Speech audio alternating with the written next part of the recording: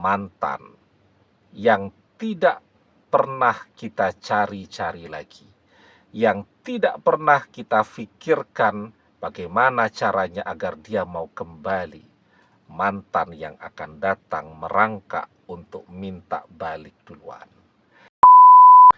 Bismillahirrahmanirrahim. Assalamualaikum warahmatullahi wabarakatuh. Bapak-bapak, ibu-ibu, mas-mas, mbak-mbak, khususnya adik-adikku sekalian yang dirahmati Allah dimanapun Anda berada. Kembali di IIP Channel bersama saya, IIP Wijayanto. Kali ini kita akan membahas tema mantan yang sombongnya luar biasa, gak tahu terima kasih, akan merangkak balik sendiri tanpa pernah kamu cari saat kamu lakukan ini. Banyak orang yang kemudian mungkin saat ini merasakan bahwa mantannya itu sombongnya luar biasa. Padahal saat masih bersama, segala sesuatunya sangat tergantung kepada kita. Saat masih bersama itu kan banyak mantannya yang sedang kuliah, sedang susah-susahnya, uang saku bulanan ya untuk beli bensin, servis sepeda motornya, ya, beli kuota internet sampai bayar SPP kuliahnya, ya, beli buku dan seterusnya, semuanya kita. Tapi setelah dia beres kuliahnya, dia dapat pekerjaan, pekerjaannya lumayan, gajinya lumayan, dan dia melupakan kita. Dia mengkhianati kita. Segala cara mungkin sudah orang lakukan agar bisa kembali bersama dengan mantannya. Tapi realitanya semakin dikejar, mantannya semakin sombong. Semakin didekati, mantannya semakin menjauhi. Nah, maka apa yang harus dilakukan? Jadi kita sebenarnya sudah tahu tuh apa yang harus kita lakukan. Mantan dikejar-kejar, larinya tambah cepat. Mantan dikejar-kejar, semakin menjauhi kita. Mantan kita kejar-kejar, semakin sulit untuk didapatkan. Nah, maka sekarang ketika kita masih menginginkannya untuk kembali, harus ganti strategi. Kalau mantan dikejar-kejar, tidak bisa didapatkan, maka berhenti kejar-kejar mantan. Ya, pertanyaannya, kok bisa? Wong mantan dikejar-kejar saja, tidak bisa didapatkan, apalagi kalau kita berhenti mengejar-ngejar mantan. Nah, justru disinilah rahasianya. Karena apa?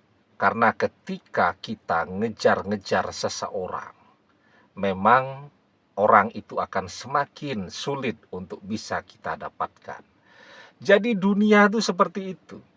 Sesuatu yang kita kejar-kejar, sesuatu yang amat sangat kita inginkan, sesuatu yang amat sangat kita cintai, tapi semakin kita menginginkannya, semakin sulit dia untuk bisa kita dapatkan. Man kanatid dunya hammahu farakallahu alaihi amrohu wa ja'ala faqrohu baina ainaihi. Barang siapa yang menjadikan dunia sebagai tujuan hidupnya, artinya dia ngejar-ngejar dunia tuh. Ya dunia itu ya salah satunya cinta, mantan dan seterusnya. Maka Allah akan mencerai-beraikan seluruh urusannya dan menjadikan kefakiran di kedua belah pelupuk matanya. Jelas ya, hadis ini memberikan pengertian kepada kita bahwa sesuatu yang amat sangat kita inginkan dan kita kejar-kejar, maka hasilnya akan sangat mengecewakan. Mengejar-mengejar mantan, mencintai mantan secara berlebihan, maka siap-siaplah untuk kecewa. Nah, maka sekarang berhenti ngejar-ngejar mantan. Apa yang harus kita lakukan? Ya, sekarang yang harus menjadi tujuan hidup kita adalah mendekat kepada Allah. Karena di situ semua solusi akan kita dapatkan. Ya, ketika kita mendekat kepada Allah. Kita sudah tidak terbayang tuh bagaimana caranya mantan yang sesombong itu bisa kembali kepada kita. Itu dengan pikiran, dengan kemampuan berpikir kita. Tapi bagi Allah semuanya mudah. Maka kita diajarkan wa may yattaqillah, dan barang siapa yang bertakwa kepada Allah, yaj'al lahu makhraja, niscaya Allah akan memberikannya jalan keluar. Wa yarzuqhu min haitsu la yahtasib, dan Allah akan memberikannya rezeki dari arah yang tidak pernah terfikirkan olehnya. Jodoh itu adalah rezeki. Ya. Nah, ketika kita mendekat kepada Allah, maka wa yarzuqhu min haitsu la yahtasib. Rezeki itu yang akan datang kepada kita. Maka di dalam hadis kita diajarkan, man kanatil akhiratu niyatahu jama'allahu lahu amrohu wa ja'ala ghinahu fi qalbihi wa atadhud dunya wa hiya rahimatun. Dan barang siapa yang menjadikan akhirat sebagai tujuan hidupnya, Allah akan mengumpulkan semua urusannya. Nah, sesuatu yang selama ini menjauhi kita, maka akan Allah kumpulkan bersama kita kembali. Dan Allah akan menjadikan kekayaan di hatinya dan dunia yang akan mendatanginya. Nah, dunia itu tadi termasuk mantan.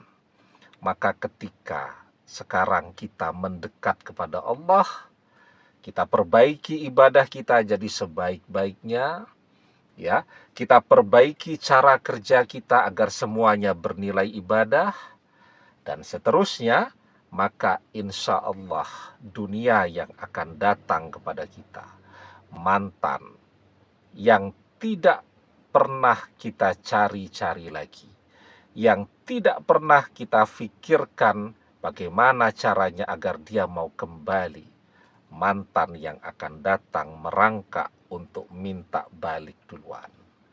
Demikian, semoga bermanfaat.